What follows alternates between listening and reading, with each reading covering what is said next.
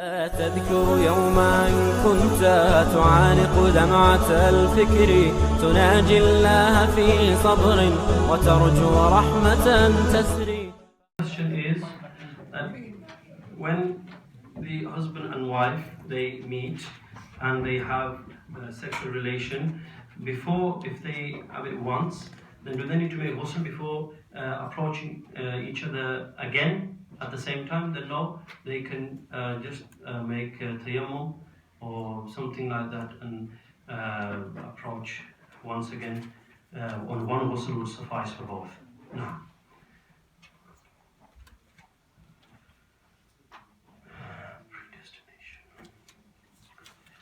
Regarding destiny, inshallah ta'ala, in the module, we're going to cover that in detail, inshallah ta'ala. So we need not to cover that yet. No. How long did the Quran take to be revealed? Approximately 23 years, or just under 23 years. So that's how long the Sahaba took to memorize the Quran, obviously, as it was getting revealed. At different times, the Quran would be revealed to Rasulullah sallallahu alaihi wasallam, and sometimes one surah it was revealed more than once. For example, Surah Fatiha was revealed in Mecca and was revealed in Medina also.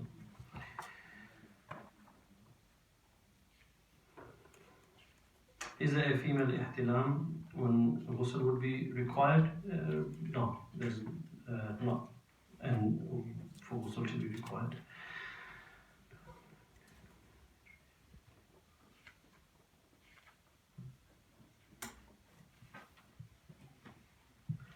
If there are piercings in the ear or the nose, does the water need to reach in between in there? Wherever the water can reach, the fard area, which is the inside bit, then it should reach everywhere in there.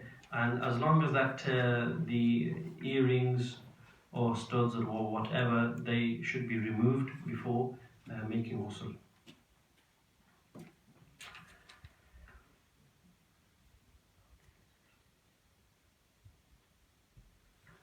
If a woman is in this state of Janabah and she needs to feed her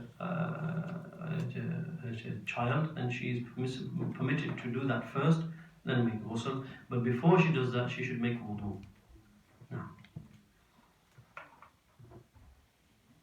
can you eat food prepared by Qadianis? No.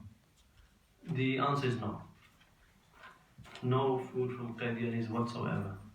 You see, there's in some ahkam in Sharia, they are more harsh for those who claim they're Muslim than the mainstream non-believers like the Jews and the Christians and the disbelievers. So there's something which is extremely important. Wherever a Qadiani is, then we're not allowed to have food from there.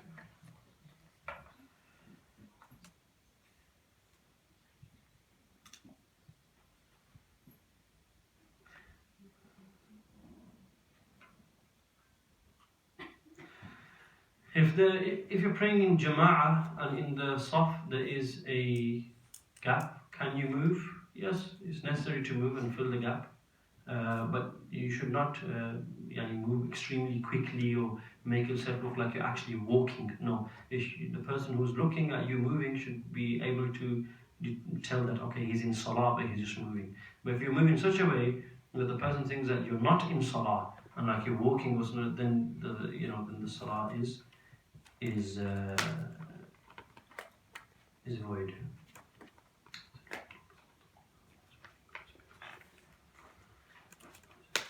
If you have the Quran in the gloves, is it Mukruh? I mean, it's with the gloves and you don't have wudu. I mean, it's better to have the wudu, but it's not a sin if this was to happen, because you have a glove and you're not in direct contact with the Quran, so that's permissible. So when fasting in Ramadan, some people follow other scholars, i.e. they mention the name, and they finish at 1 a.m., which is really more convenient with the working class person. Other people follow the Ghusl Masjid. I hope you all follow the Ghusl Masjid. At 3, please advise which one to follow. The hukam for the normal person, remember, is this. He follows his local masjid. Yes, the burden of knowing or determining which is the right time and which is the wrong time, which is the invalid time, which would affect your fasting. This is done by the scholars. That burden is not on the awam. For the people, for the layman, he needs to just to follow the scholars. Khalas. That's his getting into this, debates and all this kind of stuff. If we just did this in the aphorisms, that if someone else is going to do for you, why do you go about and do that yourself? You don't need to do that.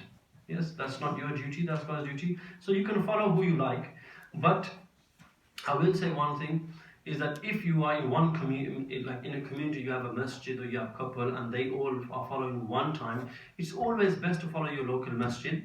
If you want, for me, for taqwa reasons, to be extra cautious, to be on the safe side, you want to close it at 1 o'clock, Bismillah, you can do that, no problem. If you want to follow them, genuinely you can follow them.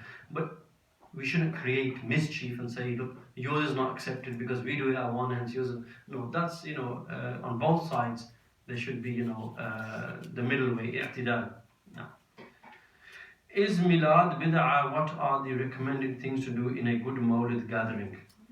The majority of Mawlids which happen these days are Bid'ah, and a lot of haram things happen in them, and out of those things happen which the reason, remember first let me tell you, Mawlid itself, the principle is not Bid'ah. The remembrance of Rasulullah sallallahu alaihi wasallam has always been there. Yes, even on the day he was born. How that was expressed is in different ways. So the asl, the root, the cause, the origin is found in the Sunnah of Rasulullah, or in the Sunnah of the companions, the people of Medina, the people of Mecca. Now, if somebody does not celebrate Mawlid, we have no right to say that you're a Wahhabi, you're a Deobandi, you're a Shi'i, you're this and you're that. No. We have no right to say that. Why? This is a fiqhi difference. Yes? They believe it's allowed. It's not something which, if you reject it or do, it's misguidance. Why? One of the greatest Sufis in the subcontinent, known as Imam Rabbani, Sheikh Ahmad al-Faruqi Sarhandi, rahimahullah ta'ala radiya anhu, in his maktubat, his letters that he used to write to his caliphs and murids, in one of them you see that he actually says that in his time that Mawlid should be banned, and he banned Mawlid in the subcontinent for a certain amount of time. Why was that? The reason is that there were innovations included in Mawlid.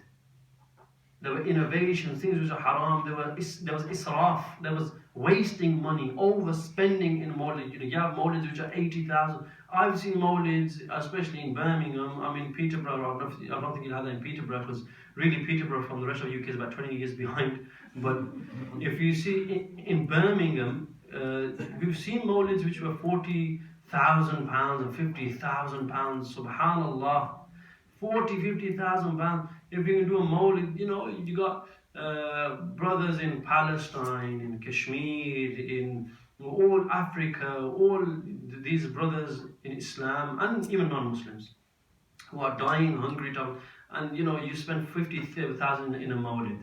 You've got the Ahle-Sunnah-Wal-Jammat is doing, the mainstream Sunnis are trying to do work here. But if I ask you, how many Sunnis, how many Ahle-Sunnah people have made institutions within UK? How many can you name? And those that we like to label Wahhabis and Deobandis, etc., they've done much more work than those people who make Mawlid. Why? It's because they have their priorities right. Now, if you see this only looks like one hall, and subhanallah, in Peterborough, you have this, alhamdulillah. But this is nearly unheard of in UK, that a masjid has done this. They rather have their bank accounts, and I've said this about committee members, who don't look at the times that they're living in and what their duties and what the needs are of the time of the community, of the masjid, of the society, is that, you know, they just like increasing the bank balances, increasing, and their main thing is that when we come in, when we go, the bank balance needs to be higher than when we came in. So people say, "Bada kam ho gaya," but you know, this is not the case. Yes, that's not the purpose of the committee. Alhamdulillah, you know, we've got this building which you know, is doing, as you can see, we have alim course here, etc., all that. But this needs to be, if we concentrated more on gatherings and spending thousands and thousands of, this would never happen. This would never happen. So I think imams and scholars first need to do tarbiyah of their people, of the people they lead, and inshallah ta'ala, you won't have any bid'at. And then you have nasheed artists, وَالْعِيَاذُ بِاللَّهِ تَعَالَى, you know, the way that they're making their nasheeds these days, you can't tell if it's a song or if it's, you know, a mawlid. You know, whether it's Glastonbury or is it a mawlid. You know, that's how bad it is, and it's actually a trend, and وَالْعِيَاذُ بِاللَّهِ تَعَالَى. You know, just if something is happening in the Arab world, it's not a dalil that it's allowed, is it? If the Arabs are doing it, then they're doing haram as well.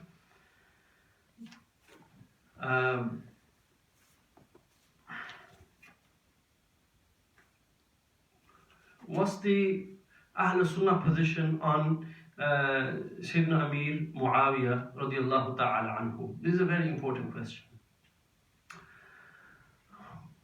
You know, this involves history. There was a battle between Sayyidina Ali radiallahu anhu and Sayyidina Amir Muawiyah radiallahu ta'ala anhu, which is known as the Battle of Siffin. Yes, and this battle has, people have exaggerated in it, and people have gone on both sides. There's ifrat in this and there's tafreet in this as well. Regarding Sayyidina Muawiyah radiallahu anhu, he is a companion of Rasulullah sallallahu alaihi wasallam, and all the books of Ahl-Sunnah and the mainstream books, they say that the companions, whenever they are remembered or spoken of, they are always spoken of in good words. Yes, however they were, they're always spoken in good words because they were the companions and they had this connection to Rasulullah sallallahu alaihi wasallam. Because of that companionship, the Suhbah, we say that, look, we're not actually saying anything about companions. What this stems from is something which happened at the caliphate of Sayyidina Ali. At the start of the caliphate of Sayyidina Ali, Sayyidina bin Muawiyah, he wanted the qisas of the martyrdom from the murderers of Sayyidina Uthman. When this happened, because Sayyidina Uthman was related to Sayyidina Muawiyah, Sayyidina Muawiyah, he demanded the qisas for the from the murderers of Sayyidina Uthman. Sayyidina Ali says, look, we will do this, but there are other things that we're facing at the moment which are far more important. And from this, there's a misunderstanding that Sayyidina Muawiyah thought that, okay, Sayyidina Ali is probably with those people who are the murderers.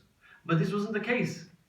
You know, you could never think that, because Rasulullah said that Sayyidina Ali is with Haqq, and Haqq will always be with Ali. This was in Hadith of Rasulullah. So this is a misunderstanding, it was a mistake. So based on this mistake, you know, mistakes happen. Because of this, we cannot curse Sahaba, we cannot speak ill of them, even to say the slightest of anything. You know, this is not a Ahl-Sunnah thing to do. So from Ahl-Sunnah is that we always remember the Sahaba with good words, and if there was anything that we don't understand, that we remain silent. Yes, and we remember them as good as they were the time of the companion of Rasulullah sallallahu alaihi wasallam. Now, what happened with the Imam Hassan? When Imam Hassan came, Rasulullah sallallahu alaihi wasallam, first his prophecy in the hadith was that this son of mine is a Sayyid. Rasulullah sallallahu alaihi wasallam said, while Sayyidina Hassan was on his lap, that this son of mine is a Sayyid. He will make treaty. There will be treaty between two parties of Muslims because of this master. He's a master of this ummah. and he will make a treaty. And that's what happened. In another hadith, Rasulullah said that the Khilafah Rashida, the rightly guided Khilafah, will stay for 30 years.